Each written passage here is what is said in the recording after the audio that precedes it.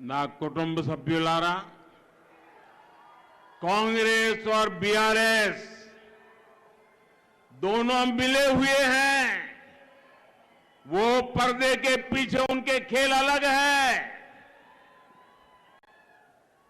कांग्रेस और बीआरएस एक तरफ है और दूसरी तरफ भारतीय जनता पार्टी है।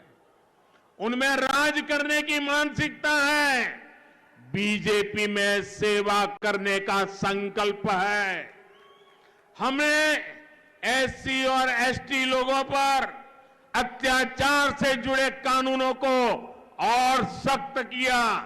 हमने ये सुनिश्चित किया कि गरीबों को बैंक अकाउंट, गरीबों को टॉयलेट्स की व्यवस्था, गरीबों को गैस का कनेक्शन, गरीबों को बैंक से लोन, गरीबों के लिए पक्के घर, गरीबों को किसी चीज की दिक्कत ना हो।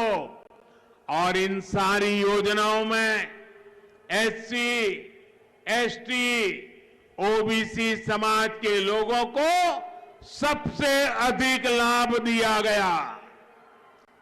మిత్రులారా, ఈరోజు కాంగ్రెస్ బీఆర్ఎస్ ఈ ఎన్నికల్లో ఒకవైపు ఉండి పోటీ చేస్తూ ఉంటే బీజేపీ మరొక వైపు పోటీ చేస్తూ ఉన్నది. ఇవాళ కాంగ్రెస్ బీఆర్ఎస్ రెండు పార్టీలు అధికారాన్ని అనుభవించడానికి ఈ ఎన్నికల్లో పోటీ చేస్తూ ఉన్నారు. భారతీయ జనతా పార్టీ మాత్రము సేవా భావనతోని సేవ కోసమే ఎన్నికల్లో పోటీ చేస్తూ ఉన్నాము. ఇవాళ మేము ఎస్సీ ఎస్టీ ఏదైతే అట్రాసిటీస్ యాక్ట్ ఉన్నదో ఈ యొక్క చట్టాన్ని పకడ్బందీగా చేసి మరి ఏ రకంగా ఆ యొక్క ఎవరైతే కారకులు ఉన్నారో కఠినమైనటువంటి శిక్షలు అనుభవించే విధంగా చట్టాన్ని మార్చి ఇవాళ ఎస్సీ ఎస్టీల పక్షాన నిలబడ్డాము.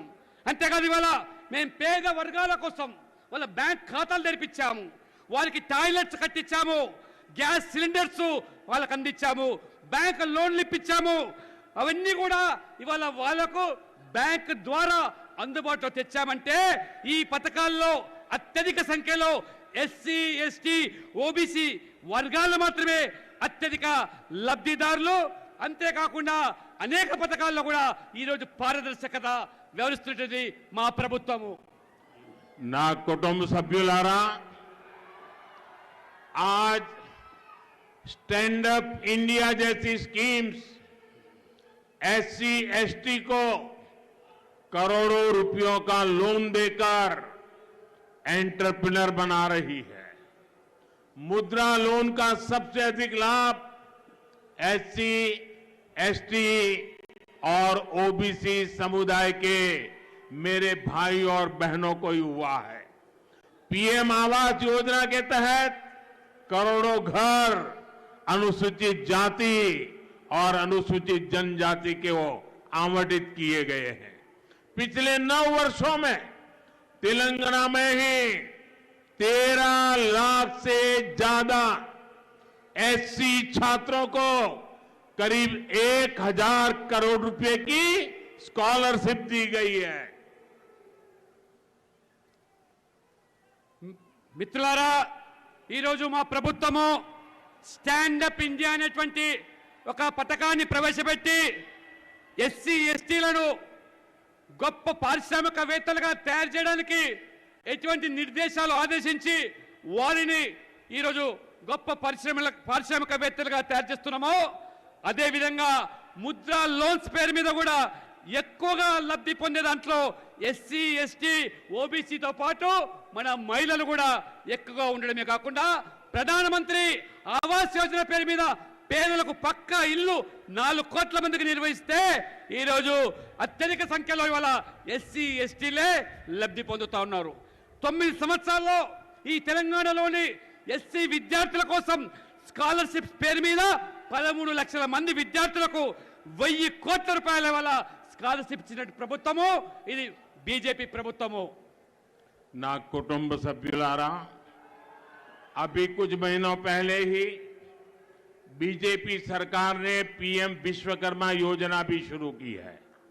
हमारे कुम्हार हो, सुनार हो, सुतार हो, मूर्तिकार हो, ऐसे 18 प्रोफेशन से जुड़े लोगों पर केंद्र सरकार 13,000 करोड़ रुपए खर्च करने जा रही है। चाहे राज्य में हो या राष्ट्र के स्तर पर बीजेपी निरंतर वंचितों के विकास पर काम कर रही है। మిత్రులారా, కొద్ది రోజుల క్రితమే పిఎం విశ్వకర్మ అనేటువంటి ఒక గొప్ప పథకాన్ని 13,000 కోట్ల బడ్జెట్తో 18 రకాల చేతి వృత్తుల మీద ఆధారపడేటువంటి కమ్మరి, కుమ్మరి, వడ్రంగి, చాకలి, మంగలి లాంటి వృత్తిదారులకు చెప్పులు కుట్టుకునేటువంటి వాళ్లకు సైతం కూడా ఈ రోజు ఒక చక్కటి పథకాన్ని ఇవాళ ప్రవేశపెడితే ఏ రకంగా ఆ వర్గాలకు ఇవాళ మరి ఉన్నత శ్రేణికి తీసుకురావడానికి ప్రయత్నం చేస్తా ఉన్నాం.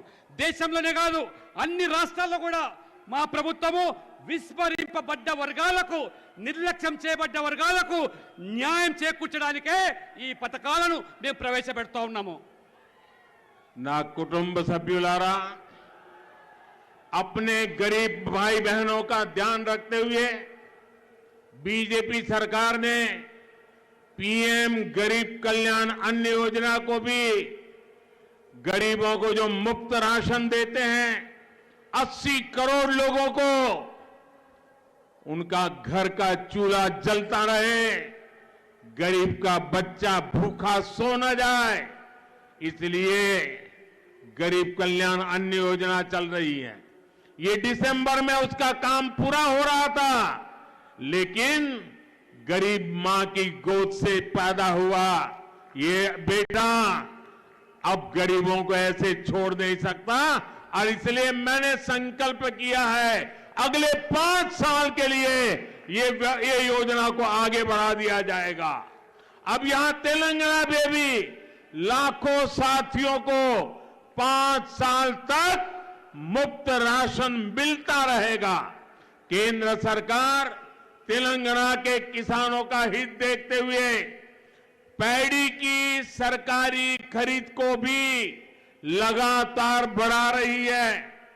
बीते वर्षों में यहां पैडी की 1,30,000 करोड़ रुपए से ज्यादा की खरीद हुई है।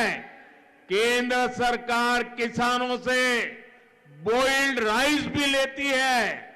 अब हमारी सरकार ने ये निश्चय किया है इस खरीफ सीजन में तेलंगाना के किसानों से 20 lakh metric ton boiled rice अतिरिक्त खरीदा जाएगा। इससे एमएसपी का और ज्यादा लाभ हमारे किसानों को मिलेगा। मेरा यहां की राज्य सरकार को भी कहना है कि इस काम में ढिलाई न बरतें। ये किसानों के हक का काम है, उनके फायदे का निर्णय है, और इसमें चुनाव की कोई आचार संहिता बीच में नहीं आनी चाहिए।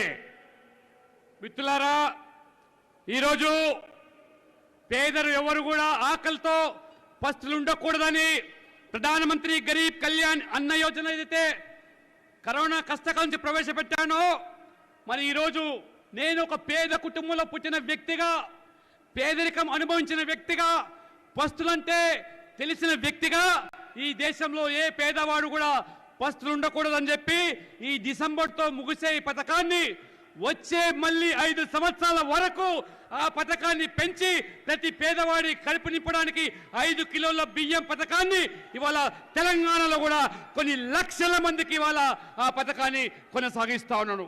అంతేకాదు తెలంగాణలో రైతులను ఆదుకోవడానికి వరి ధాన్యాన్ని కేంద్రం కొనుగోలు ధరను పెంచుకుంటూ పోతా ఉన్నది. ఆ రకంగా రైతులకు మేలు చేస్తా ఉన్నది.